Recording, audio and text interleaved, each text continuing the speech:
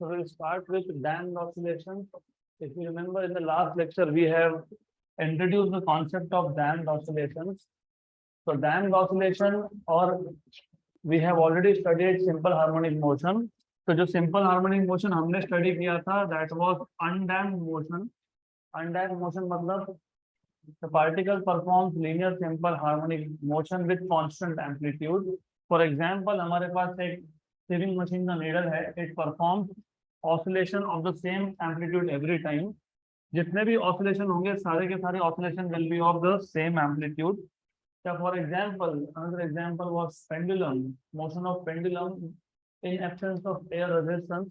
या फिर for example, you are on a swing मतलब झूला, and someone is continuously pushing you from behind, तो वो motion भी होगा simple harmonic motion of constant amplitude. So you have such a motion, जिस motion में, जिस simple harmonic motion में amplitude constant होता है, तो उसको हम लोग बोलते हैं linear simple harmonic motion of constant amplitude या फिर undamped simple harmonic motion. Undamped मतलब amplitude will always remain the same. इसका हमको पूरा फिजिक्स पता है. You also know what are the equations of displacement. So x equal to a sin या फिर cos, दोनों में से एक, omega t plus phi, where phi is initial phase. अगर particle initially motion mean position से स्टार्ट करता है तो phi equal to 0, अगर राइट एक्सिस में स्टार्ट करता है तो phi equal to pi by 2. a is constant, that is why a के साथ कोई और फैक्टर नहीं है यहाँ पे. एंड इफ यू रिमेम्बर इस ऑसिलेशन का हमारे पास डिफरेंशियल इक्वेशन भी था, d2x by dt square plus omega square x equal to 0, right. और आपको याद होगा तो इसका फ्रीक्वेंसी आता है under root of k by m. Omega is root of k by m and time period t is 2 pi by omega, तो 2 pi by root of k by m. तो ये सारे इक्वेशन थे अनडैम्प्ड सिंपल हार्मोनिक मोशन के. But in practical situation, when you have, for example, you have pendulum, it is swinging through air, so air will exert a drag force. Drag force मतलब air उस motion को oppose करेगा. Additionally जिस point पे आपने pendulum को suspend किया है उस पॉइंट में, क्योंकि पेंडुलम एयर में तो नहीं होगा ना, it is not hanging in air. Pendulum को आपने कहीं तो सस्पेंड करके रखा होगा, तो at the point of suspension यहाँ पे फ्रिक्शन होता है, फ्रिक्शन भी अपोज करता है. तो when you have such a motion in which the amplitude decreases, so in that case you will see this motion is slowly damping. Damping का मतलब धीरे धीरे इसका amplitude कम हो जाएगा and it will eventually die off. So such a motion of decreasing amplitude, such simple harmonic motion of decreasing amplitude is known as damped oscillation. So we will start off with damped oscillation. तो हमने in detail देखा था, but we are yet to write down some important theoretical points. तो damped oscillations मतलब basically define कैसे करेंगे, तो कैसे define करेंगे damped oscillations? How will you define damped oscillation? Notes में कुछ तो लिखा होता है, but you should learn how to write down. कैसे define करोगे? If the amplitude of oscillation decreases with time, decreases gradually with time, right? Then such oscillation are called as damped oscillation, and the oscillator is called as damped oscillator. मैंने theory में कुछ ज़्यादा detail लिखा है. For example I have written if the amplitude of oscillation of an oscillator is reduced by the application of external force. Why external force? क्योंकि जब एक pendulum for example is swinging in air, तो air जो उस पे force लगाएगा, that force is external force because that is due to air. Okay, so if the amplitude of oscillation is decreased or reduced, एक ही बात है, is decreased or reduced by the application of external force,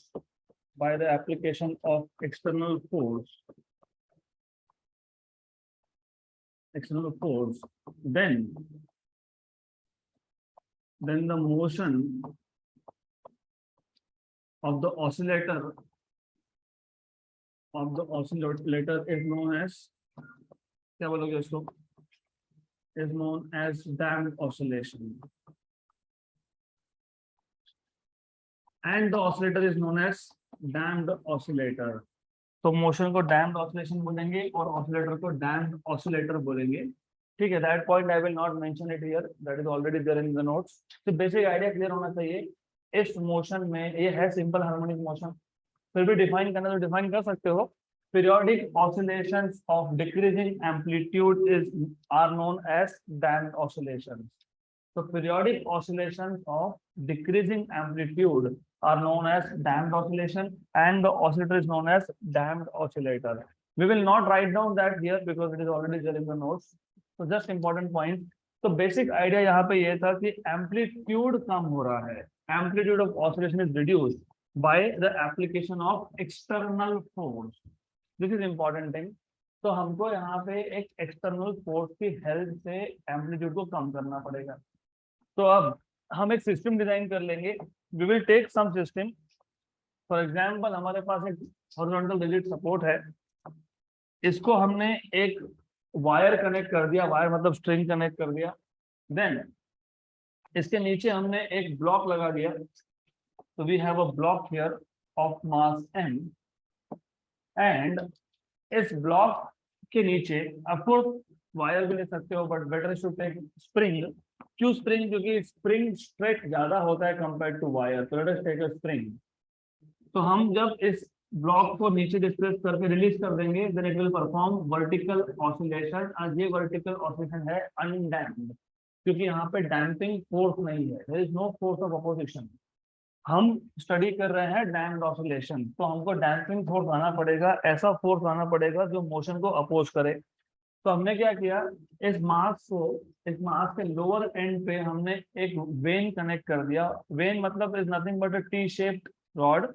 when क्या होता है? Vane is a T shaped rod, तो इसका shape है T form में, तो vane is a T shaped rod. Good. Then we have taken a container, हमने एक कंटेनर लिया और उस कंटेनर में एक लिक्विड फिल कर दिया। तो let us take a container in which you have some liquid, this liquid is viscous liquid, इसका विस्कोसिटी जीरो नहीं हो सकता, मतलब it is having some viscosity. Then this is some liquid, यहाँ पे कोई लिक्विड हमने फिल कर दिया, तो let us fill some liquid over here. Now what happens is, जब आप ब्लॉक को, मतलब लोड को, ये जो ब्लू कलर का ब्लॉक दिखाया है, इसको जब रिलीज करके छोड़ दोगे, तो ब्लॉक मतलब इस ब्लू कलर के ब्लॉक पे तो कोई अपोजिंग फोर्स एक्ट नहीं हो रहा है, लेकिन अपोजिंग फोर्स किस पे एक्ट हो रहा है? वेन पे। वेन किसके अंदर है? लिक्विड के। लिक्विड कौन सा फोर्स एक्सर्ट करेगा? Viscous force. उस विस्कस फोर्स को क्या बोलोगे? Damping force. तो ये जो वेन है, this when is inside a liquid, this is a mass. Actually ऐसा है इन रियलिटी कि हमको करना क्या था, हमको इस मास के मोशन को डैम करना है, नॉट ऑफ द वेन। फिर वेन क्यों लगाया? तो सिंपल रीजन, अगर मैं इस मास को डिस्प्लेस करता हूँ और लिक्विड के अंदर डालता हूँ, तो some part of spring also goes inside liquid, which we do not want. हमको स्प्रिंग कंप्लीटली बाहर रखना है, स्प्रिंग को अंदर नहीं लेके जाना है। तो हमने क्या किया, फिर हमने सोचा कि अभी इसको खींच के लेके जाएंगे तो स्प्रिंग भी पानी के अंदर ही आ जाएगा, मतलब डैम्पिंग फोर्स होगा, स्प्रिंग को भी लगेगा, तो situation will become much more complicated. तो हमने एक सिंपल सा मेथड यूज किया, हमने इस मास को एक वेन कनेक्ट कर दिया। वेन मतलब टी शेप रॉड है, तो जैसे इस मास को डिस्प्लेस करोगे तो वेन भी डिस्प्लेस होगा, और रिलीज करोगे तो mass will perform simple harmonic motion, and the vein will also perform simple harmonic motion, but the motion of vein is inside the liquid, और ये liquid इस motion को oppose करेगा, hence vein experiences damping force। When damping force experience करेगा, तो when किसको connected है? मास को, तो पूरा का पूरा सिस्टम क्या एक्सपीरियंस करेगा? Damping force, right? यहाँ तक clear? So this is indirect way of damping the motion of a block by damping the motion of vein। तो ये जो भी सिस्टम है इसको पहले एक्सप्लेन करो। So let us consider a block of mass m,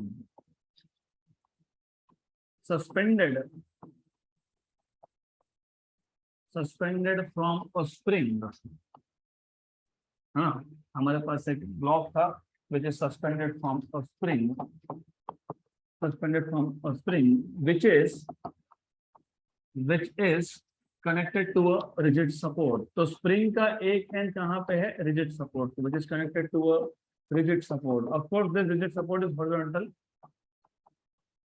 Then the lower end of the block का lower end is attached with a vane. So a vane is attached. A vane is attached to the lower end of the block. To the lower end of the block and is submerged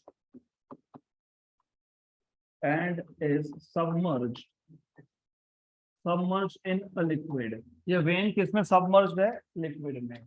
And is submerged क्यों बोला है? क्योंकि completely merged नहीं है ये. It is partially merged and is submerged inside a liquid. Inside a liquid. Okay.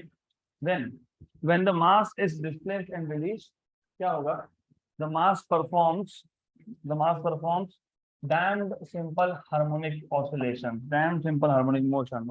या ऐसे ही बोल सकते हो, when the vane is displaced, when the vane is displaced and released, it performs, when क्या perform करेगा? It performs damped oscillations, and hence the whole system performs damped oscillation, and hence the whole system, क्योंकि when is connected to block, when का damping होना मतलब block का damping होना, and hence the whole system performs damped oscillations.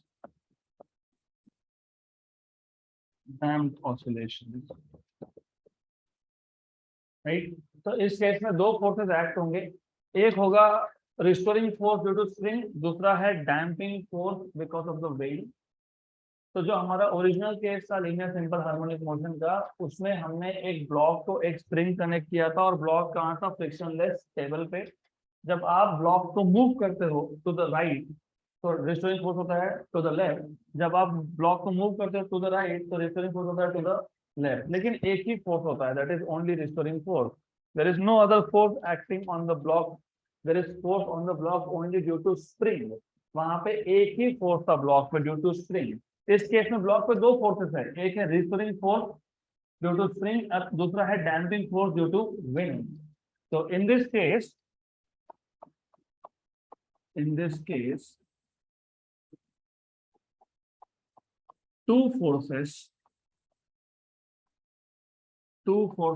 act on the block. Number one, restoring force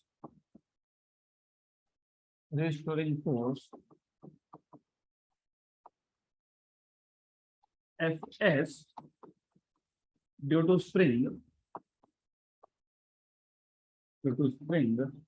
which is given by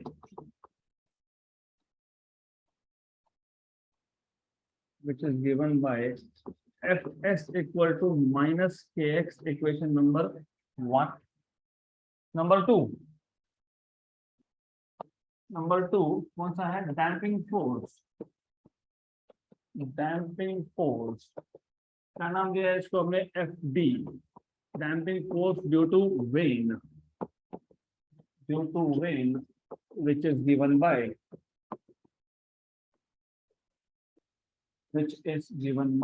FD equal to minus FdV. ऐसा क्यों? क्योंकि damping force is directly proportional to velocity. तो damping force से directly proportional to velocity है, लेकिन damping force motion को oppose करता है तो माइनस साइन आएगा. और कांस्टेंट ऑफ प्रोपोर्शनलिटी उसका लिखोगे B, which is called as damping constant. So where B is known as damping constant and negative sign indicates that the motion is damped motion. Okay. तो मैं लिखूंगा नहीं इतना detail में, that you know now Damping force is directly proportional to velocity of the vane inside liquid.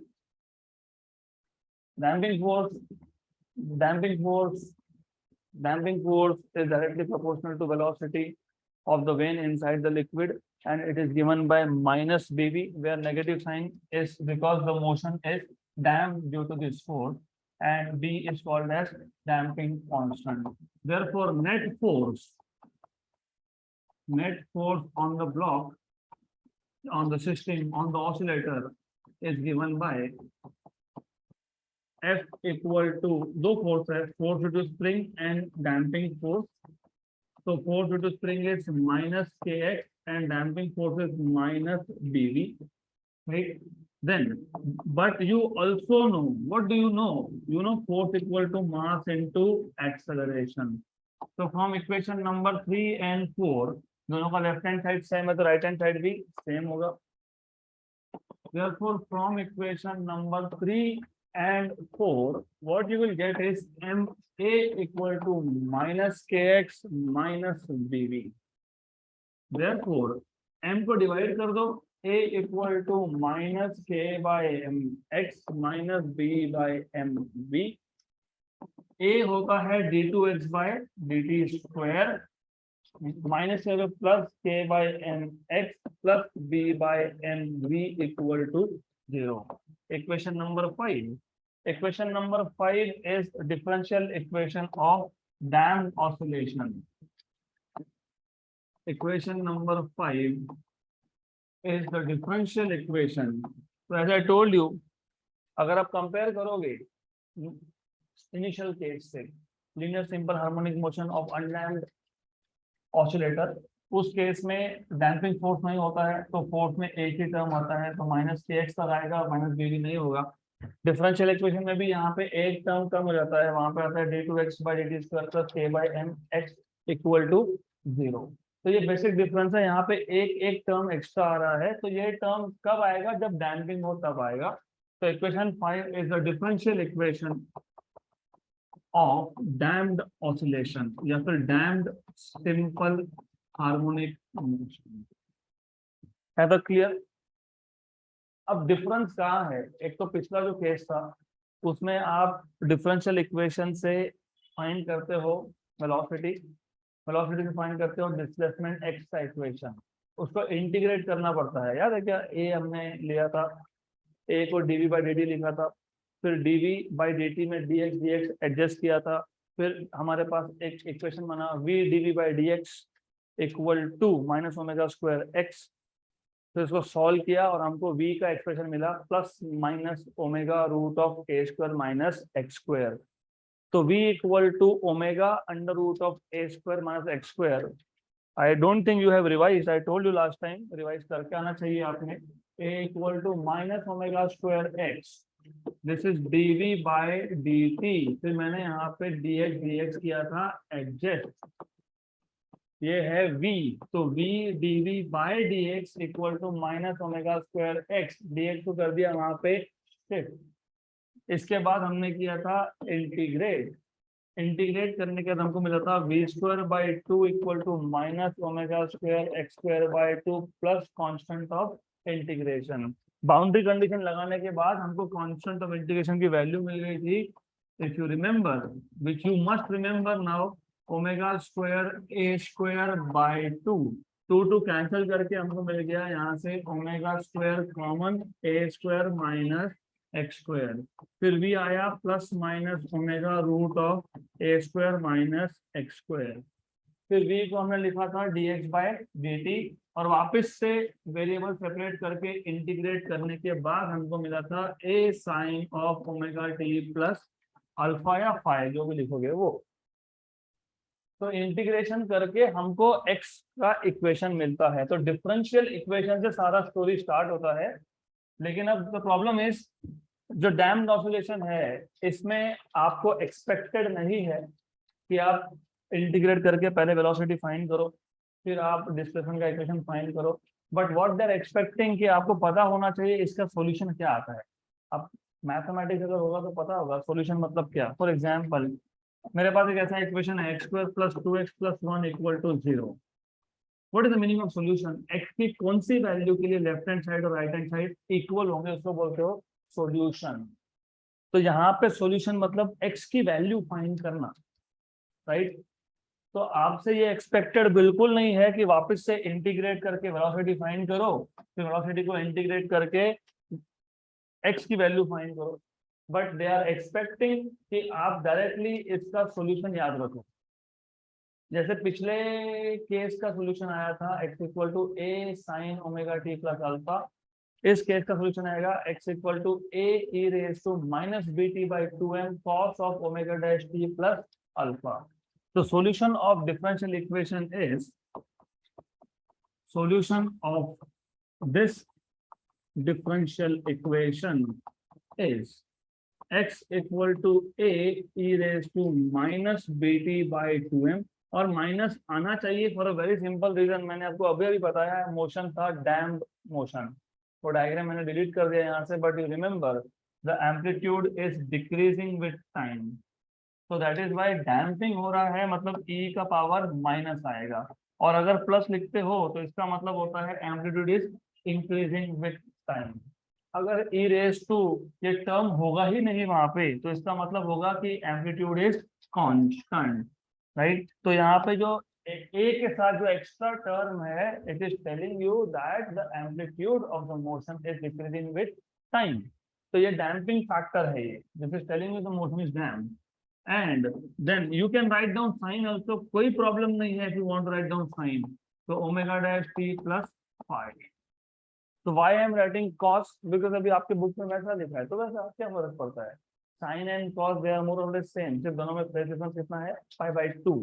तो sign लिखो, कोई दिक्कत नहीं है, डजंट मैटर रियली। तो दिस इज द सॉल्यूशन। तो आपको मिल गया x equal to e raise to minus B T by 2m cos of omega dash T plus 5। अब नेचुरली लॉजिकली ये ऐसा मोशन है जिसमें एम्पलीट्यूड कम होते जा रहा है, मतलब ये ऐसा मोशन है जिसमें जिसमें फ्रीक्वेंसी कम होते जा रहा है, मोशन इज स्लोइंग डाउन। जब मोशन स्लो डाउन होता है तो फ्रीक्वेंसी क्या होगा, कम होगा, तो frequency will slowly slowly decrease. तो ये जो ओमेगा डैश है, दिस इज न्यू फ्रीक्वेंसी। तो ये ओमेगा डैश और पिछले केस का omega they are not same. पिछले केस का ओमेगा था root of K by M, यहाँ पे ओमेगा डैश है under root of K by M minus B by 2m का स्क्वायर, राइट। तो where omega dash is the new frequency which is under root of k by m minus b by 2m का square. अब minus क्यों आया, क्योंकि motion कौन सा है, डैम मोशन है। डैम मोशन में एम्पलीट्यूड के साथ साथ मोशन भी स्लो डाउन हो रहा है, मतलब मोशन भी, उसका स्पीड भी कम होता जा रहा है। जब मोशन स्लो डाउन होगा तो फ्रीक्वेंसी भी क्या होगा, स्लो डाउन होगा, कम होगा, फ्रीक्वेंसी विल डिक्रीज। तो minus sign indicates here in between, minus sign मतलब क्या, the motion is slowing down and frequency is also decreasing। तो डिफरेंस नंबर 2, पहला डिफरेंस था डिफरेंशियल इक्वेशन में, मैं 4 डिफरेंस बता देता हूँ। Difference number 1 is in the equation of force, वहां पे एक फोर्स था, यहाँ पे 2 फोर्सेस है। डिफरेंस नंबर 2, डिफरेंशियल इक्वेशन में वहां पे 2 टर्म थे, यहाँ पे 3 टर्म है। डिफरेंस नंबर 3, वहां पे डिस्प्लेसमेंट में x equal to A cos of omega T plus 5 था, यहाँ पे A E raise to minus B T by 2m cos of omega dash T plus 5 है, तो extra E raise to minus B T by 2m का term है। Difference number 4, frequency वहां पे root of K by M था, यहाँ पे root of K by M minus B by 2m का square. Difference number 5, time period. अब frequency अगर कम होगा तो टाइम पीरियड बढ़ना ही वाला है। मोशन स्लो डाउन होना, देखो फ्रीक्वेंसी कम होने का मतलब क्या, फ्रीक्वेंसी कम होने का मतलब, for example I will give you real life example. Suppose initially my motion was undamped motion, मैंने एक पॉइंट से स्टार्ट किया, I go to the next extreme and take a turn and come back here, right. मान लो मैं ऐसा करता रहा and it takes me around 10 seconds to complete one oscillation, but now I am slowing down my motion and additionally I am reducing my amplitude as well। Motion slow down होना मतलब अब time period बढ़ेगा, frequency कम होगा, frequency कम होगा तो time period बढ़ेगा। तो जहां 10 सेकेंड में एक ऑसिलेशन कंप्लीट हो रहा था, अब हो सकता है 15, 20, 25 सेकेंड लगेंगे। तो फ्रीक्वेंसी कम हुआ क्या कम? यस कम हुआ, बिकॉज यहाँ पे क्या है, माइनस साइन है। तो फ्रीक्वेंसी कम होगा तो टाइम पीरियड बढ़ेगा, because time period and frequency are inversely related to each other. Therefore, time period is equal to 2 pi upon under root of what is omega dash? K by m minus b by 2m का square. This is the time period of damped oscillation. Time period of damped oscillation. तो ये 5 differences पता होने चाहिए। Difference number 1 forces, वहां पे एक force था, यहाँ पे 2 फोर्सेस है। नंबर टू अभी तो बताया मैंने। नंबर 2 डिफरेंशियल इक्वेशन, वहां 2 टर्म्स है, यहाँ पे 3 टर्म्स है। डिफरेंस नंबर 3 एक्स का equation. Difference number 4 omega dash frequency का equation. And difference number 5 time period का इक्वेशन।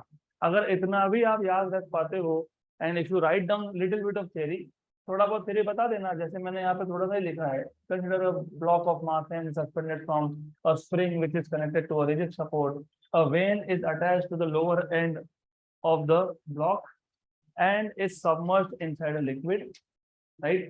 Then उसके बाद जब वेन को डिस्प्लेस किया और रिलीज कर दिया, तो in that case it performs damped oscillation and hence the whole system performs damped oscillation.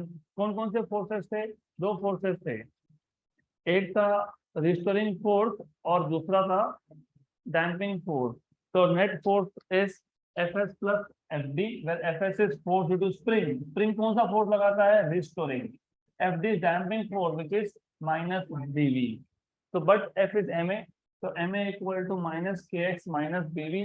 M को डिवाइड कर दो, A equal to minus K by M X minus B by M B.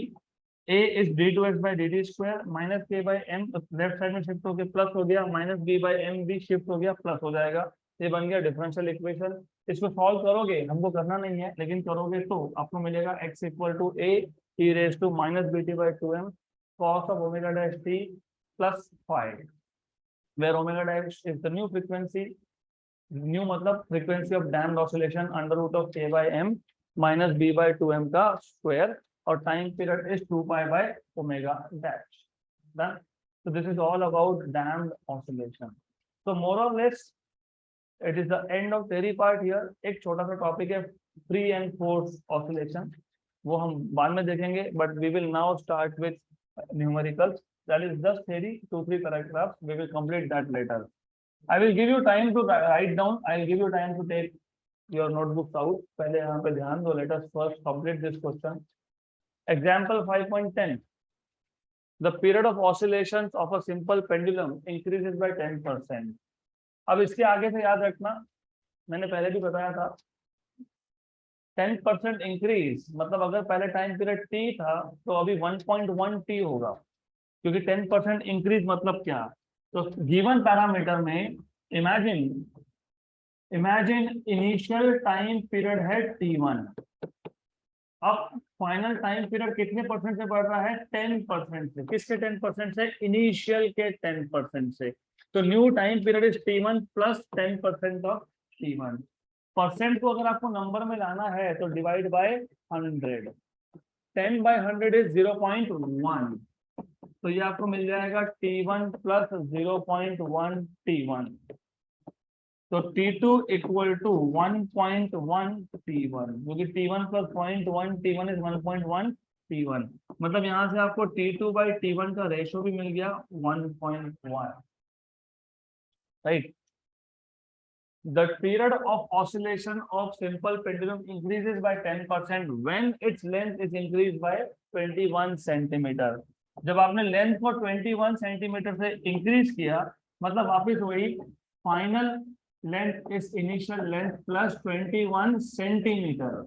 ये percentage increase था, वो directly numeric increase है। यहाँ पे क्या बोला था? Increases by 10%। यहाँ पे क्या बोला? Increases by 21 centimetre.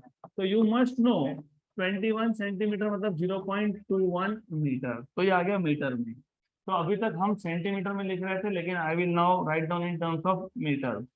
गुड, यहाँ तक क्लियर। आगे बोला है find its initial length and initial period.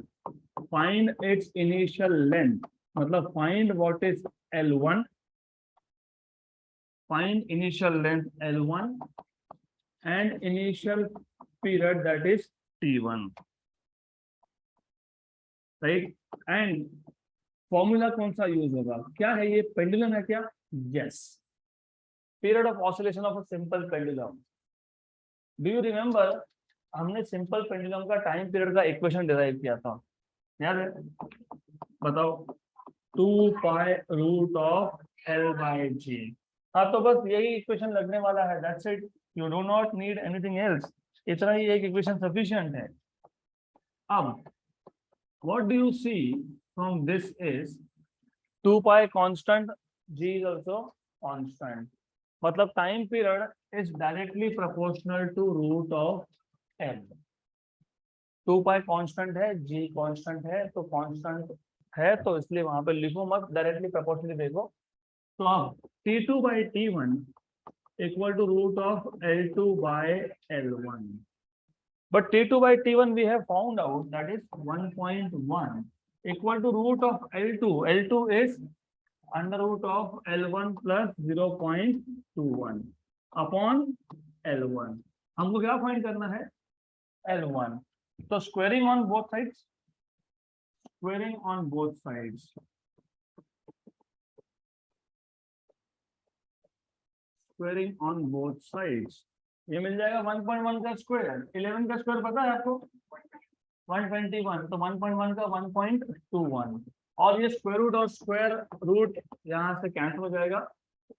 L1 by 21 upon L1, this is 1.21, 1.21, और ये L1 शिफ्ट हो जाएगा तो L1 equal to L1 plus 0.21, तो 1.21 L1 minus L1 equal to 0.21, 1.21 L1 minus L1 मतलब कितना?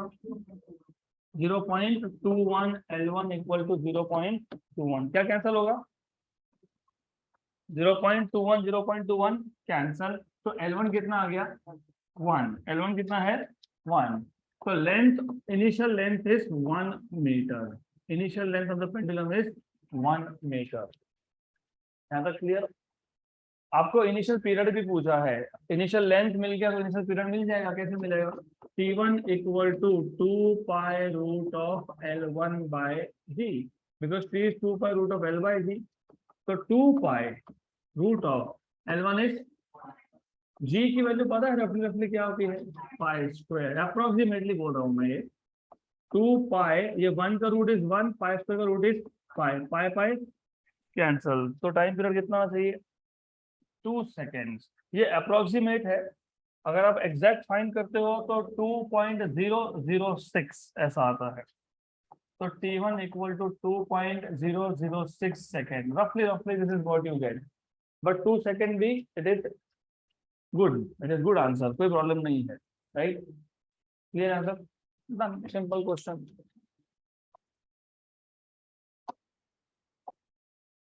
नेक्स्ट क्वेश्चन, तो ध्यान दो, अगला क्वेश्चन इंपॉर्टेंट है because it is related to a new concept, it is related to a new concept. Next question is important question. Example 5.11, in summer season a pendulum clock is regulated as a second pendulum and it keeps correct time। तो पहले ये पहला sentence का मतलब समझ लेते हैं। In summer season a pendulum clock is regulated as a second pendulum, मतलब क्या है इसका? pendulum clock is a clock। Normally क्या होता है? नॉर्मली हम टाइम मेजरमेंट के लिए नॉर्मल डिजिटल या एनालॉग क्लॉक यूज करते हैं, राइट? अभी आपके पास जो स्मार्ट वॉच है, all digital, because they directly tell you number, they tell you कि क्या टाइम हुआ है along with seconds. Analogue clock जिसमें नंबर मार्किंग होता था 1 2 3 4 and there are minute hand, hour hand and second hand. Pendulum clock is a clock जिसमें आप time major करते हो with the help of oscillation. तो सेकंड्स पेंडुलम मतलब क्या? A pendulum which has a time period of 2 second, मतलब एक and से दूसरे एंड जाने में 1 सेकंड और वापस आने में 1 सेकंड, तो टाइम पीरियड कितना है? 2 सेकंड। तो सेकंड पेंडुलम का मतलब ये pendulum whose time period is 2 second is called as second pendulum. अब it is used to keep correct time या फिर इट कीप्स करेक्ट टाइम, मतलब क्या? मतलब अगर मैं इस पेंडुलम के हेल्प से टाइम मेजर करता हूँ तो मुझे करेक्ट टाइम मिलता है। अब करेक्ट टाइम कैसे फाइंड करोगे वो देखेंगे आगे। We will see how to measure time using this. लेकिन one thing you should know, second pendulum का टाइम पीरियड कितना है? कितना है? 2 सेकेंड। 2 मोशन के लिए 1 सेकेंड, फ्रो के लिए 1 सेकेंड, तो टू एंड फ्रो के लिए 2 सेकेंड। आगे बोला है ड्यूरिंग विंटर, पहले समर सीजन में it was measuring, it was keeping correct time during winter. और 11th का एक चैप्टर था थर्मल प्रॉपर्टीज ऑफ मैटर, जिसमें हमने थर्मल एक्सपांशन देखा था। When you heat a solid like a metal, its length increases, जब आप कूलिंग करोगे तो इट्स लेंथ डिक्रीजेस। तो डेफिनेटली विंटर में टेम्परेचर कम होता है तो लेंथ क्या होगा? कम हो जाएगा। उसी पेंडुलम का लेंथ क्या होगा? कम होगा। तो in during winter the length of the pendulum decreases, होना चाहिए था क्योंकि टेम्परेचर फॉल होना मतलब लेंथ भी कम होना। तो during winter the length of the pendulum decreases by 1%। अब अगर लेंथ कम होगा तो टाइम पीरियड कम होगा, क्योंकि time period is directly proportional to square root of length. Correct. Time period कम होना, टाइम पीरियड कम होना मतलब मोशन फास्ट होना। करेक्ट। मतलब समर सीजन में टाइम पीरियड ज्यादा था, इसका मतलब नंबर ऑफ ऑसिलेशंस कम थे। Time period is 1/n, n is number of oscillation, तो number of oscillation is 1/ time period. Summer season में लेंथ ज्यादा था तो टाइम पीरियड ज्यादा था। टाइम पीरियड ज्यादा था तो फिर फ्रीक्वेंसी कम था, क्योंकि frequency is 1/ time period. Frequency मतलब नंबर ऑफ ऑसिलेशन, एक दिन में पेंडुलम कितने ऑसिलेशन परफॉर्म करता है, ये समर सीजन में कम है, विंटर में ये ज्यादा है। क्यों ज्यादा है? क्योंकि विंटर में लेंथ कम हो गया, लेंथ कम हुआ तो टाइम पीरियड कम हुआ, टाइम पीरियड कम होगा तो फ्रीक्वेंसी मतलब number of oscillation will increase. How much will the clock gain और लूज इन 1 डे? तो compare to summer season, winter में क्लॉक ने कितना टाइम गेन किया या कितना टाइम लूज किया, मतलब कितना एक्स्ट्रा टाइम मेजर किया या कितना कम टाइम मेजर किया। This is what they are asking you, right. तो पहले क्वेश्चन समझ में आना चाहिए, that is the basic idea. तो I will not write down any given thing here, I will directly start with solution. तो पहले तो पूरा बेसिक कॉन्सेप्ट समझ लो। सबसे पहले एक दिन में कितने सेकंड्स होते हैं ये निकालना पड़ेगा। क्यों? क्योंकि हमको फाइंड करना है एक दिन में कितने ऑसिलेशन पेंडुलम परफॉर्म करेगा, राइट। समर में कितना करेगा एक दिन में और विंटर में कितना करेगा। तो सबसे पहले in one day, in one day एक दिन में कितने आवर होते हैं?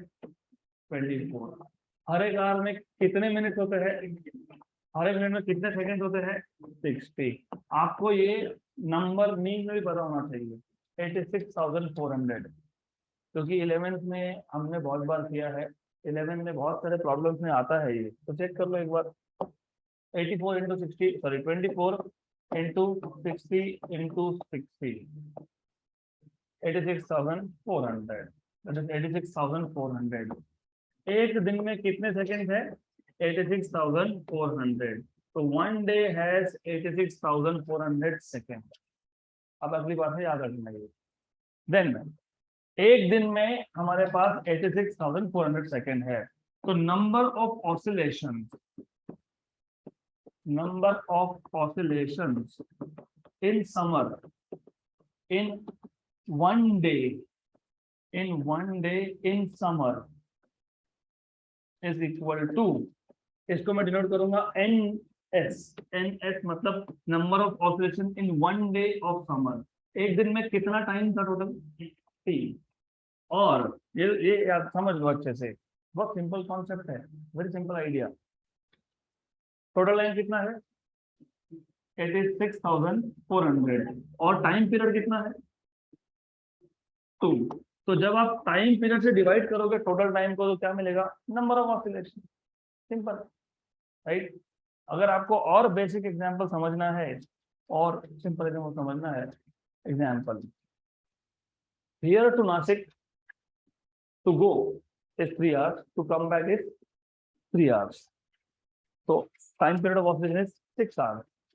मैंने बोला आपको टोटल टाइम हमारे पास 24 hours है, कितने ऑसिलेशन परफॉर्म करोगे? 4, क्या किया आपने 24/6। तो आपने क्या किया, आपने टोटल टाइम को किससे डिवाइड किया, टाइम पीरियड से। तो नंबर ऑफ ऑसिलेशन निकालने के लिए टोटल टाइम को किससे डिवाइड करते हैं, टाइम पीरियड से। सिंपल एग्जांपल था ये, right. If distance from here to Nashik is 3 hours, sorry, time taken is 3 hours, to go and to come back is again 3 hours.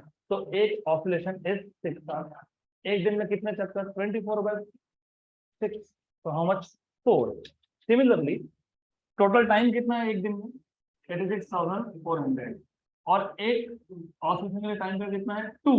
हाँ, तो number of oscillation will be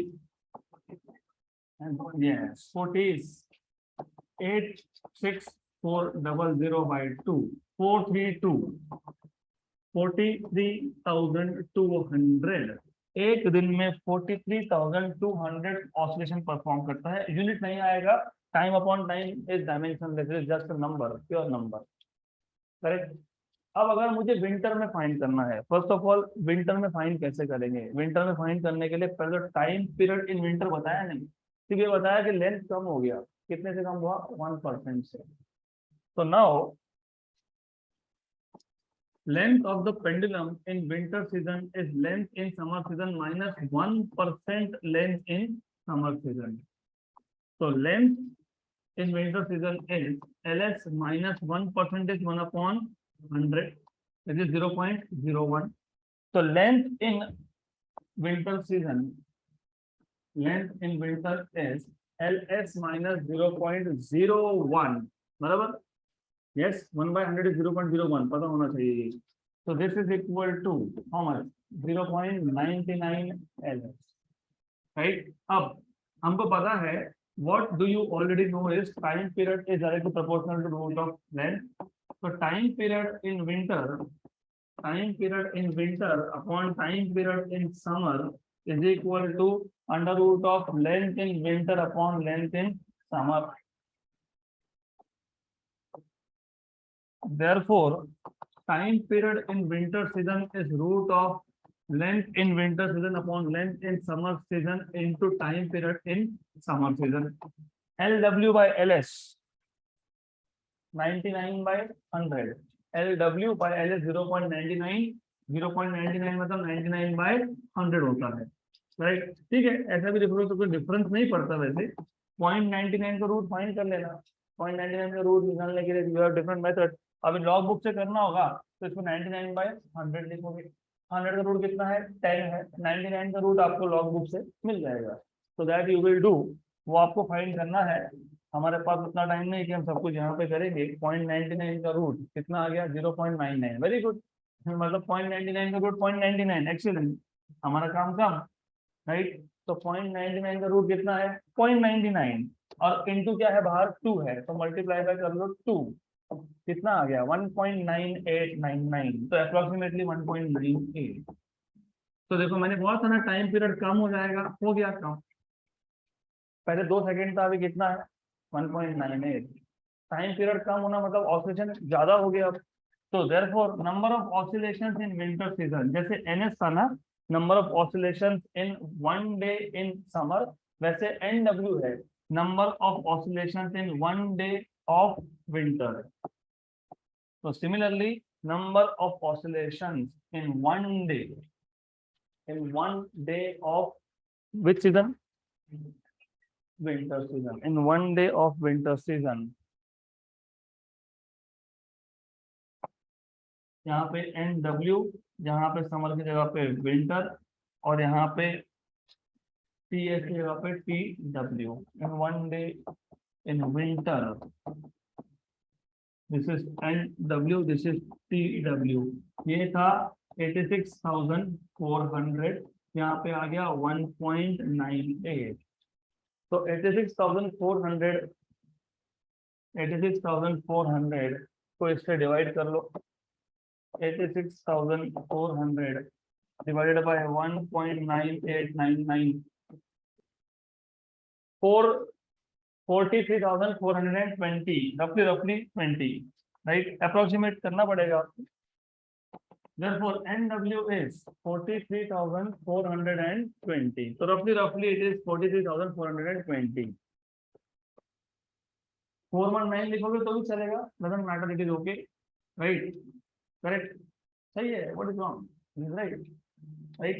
therefore ये number of oscillation है winter में, और number of oscillation summer में कितने थे, कितने समर में, हाउ मेनी, फाइंड किया ना, 43,200। तो ज्यादा ऑसिलेशन किसमें है, विंटर में है। Therefore increase in the number of oscillation is, increase in the number of oscillations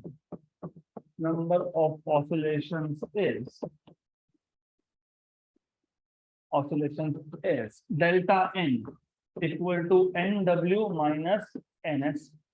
nw कितना है 43,420, ये कितना था 43,200, तो कितने बढ़ गए 220, तो 220 बढ़ गए, therefore delta n equal to 220।